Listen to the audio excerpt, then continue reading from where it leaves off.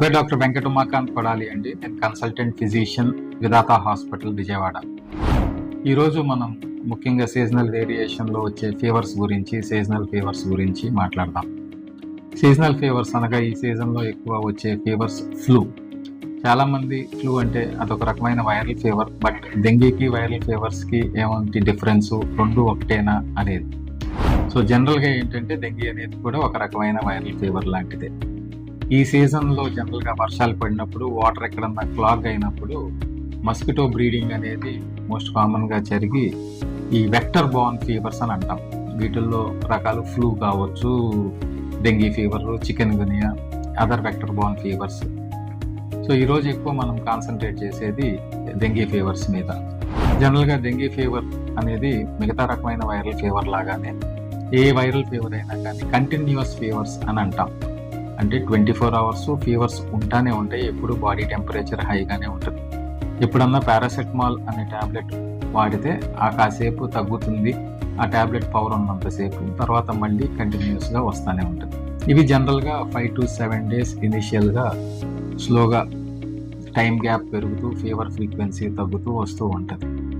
So dengue ఫీవర్లో లక్షణాలు ఏ రకంగా ఉంటాయి? సో ఫీవర్ అనేది కంటిన్యూస్గా ఉంటుంది. కొంతమందికి దగ్గు, జలుబుతో, రైనైటిస్ అంటే ముక్కు ద్వారా కారే నీరు, వీటితో గొంతు నొప్పితో ప్రజెంట్ అయ్యి స్లోగా టైం గడిచే కొద్దీ ఫీవర్ ఫ్రీక్వెన్సీ తగ్గినప్పుడు కొంతమందికి కడుపులో నొప్పి, కడుపుబ్బరం, గ్యాస్ట్రైటిస్, కొంతమందికి లివర్ ఇన్వాల్వ్మెంట్ ఉన్న వాళ్ళకి హెపటైటిస్ అని అంటాం.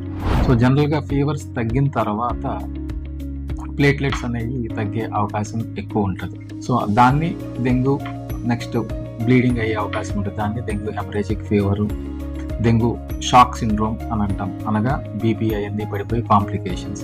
Dengue haemorrhagic fever, dengue shock syndrome అనేది కాంప్లికేషన్స్. ఇది 100లో 1% ఛాన్స్ ఉండే అవకాశం ఉంటుంది.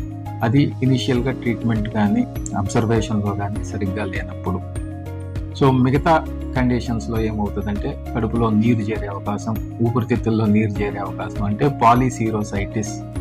అబ్డామిన్లో కానీ లంగ్స్లో కానీ పొరలు ఉంటాయి. ఆ రెండు పొరల మధ్యలో ఇన్ఫ్లమేషన్ వలన నీరు చేరే అవకాశం ఉంటుంది. ఆ పాలీసైరోసైటిస్ ఫీచర్స్. స్లోగా లివర్ ఎన్లార్జ్మెంట్, లివర్లో కొంతమంది ఎంజైమ్స్ ఎలివేటెడ్గా ఉంటాం, బిలిరూబిన్ అనేది ఎలివేటెడ్గా ఉంటాం. సో వీటన్నిటికీ సిమ్టమాటిక్ ట్రీట్మెంట్, అబ్జర్వేషన్ అనేది వెరీ వెరీ ఇంపార్టెంట్. ఈ డెంగీ వైరల్ ఫీవర్లో మోస్ట్ కామన్గా హైడ్రేషన్ అనేది వెరీ వెరీ ఇంపార్టెంట్. అంటే లిక్విడ్స్ ఎక్కువ తీసుకోవటం, ఫీవర్స్ ఎక్కువగా ఉండి, వాటర్ లాస్ ఎక్కువగా ఉండి, డిహైడ్రేషన్ బాగా ఉంటే అవసరమైతే హాస్పిటల్ అడ్మిట్ అయ్యి సలైన్ పెట్టించుకోవటం, ఇవన్నీ చేసుకోవాలి. So fevers first 5 to 7 days తర్వాత రెగ్యులర్గా ఒకసారి బ్లడ్ చెకప్ చేసి ప్లేట్లెట్స్ తగ్గే అవకాశం ఉంటుంది.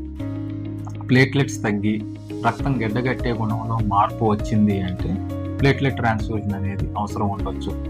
లేదు రక్తం గడ్డగట్టే గుణం నార్మల్గా ఉన్నా, ప్లేట్లెట్స్ 10,000 ఉన్నా కానీ వెయిట్ చేయొచ్చు.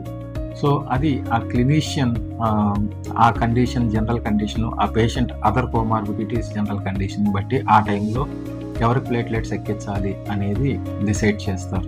సో నెక్స్ట్ వచ్చేది కాంప్లికేషన్స్.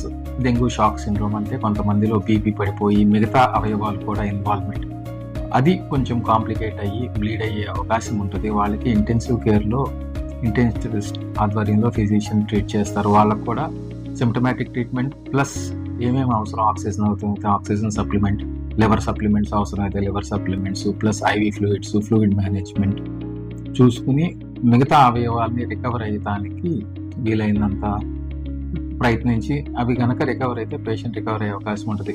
మోస్ట్లీ డెంగ్యూ షాక్ సిండ్రోమ్కి వెళ్తే ఛాన్సెస్ ఆఫ్ రికవరీ అనేది 50-50 ఛాన్సెస్ మాత్రమే ఉంటాయి. సో ఇవి డెంగ్యూ ఫీవర్ యొక్క లక్షణాలు, ప్రజెంటేషను, వాటి సైన్స్ అండ్ సిమ్టమ్స్, కాంప్లికేషన్స్ గురించి ఈరోజు మాట్లాడుతున్నాం.